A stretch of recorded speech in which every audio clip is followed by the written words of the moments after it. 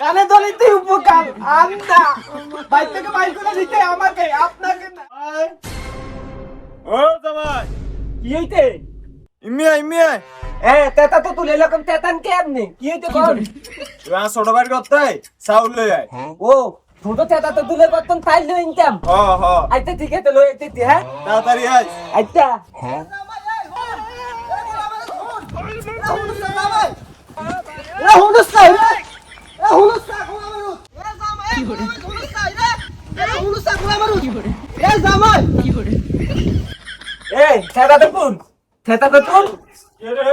আলে আমি কি রে আনছিস তুই?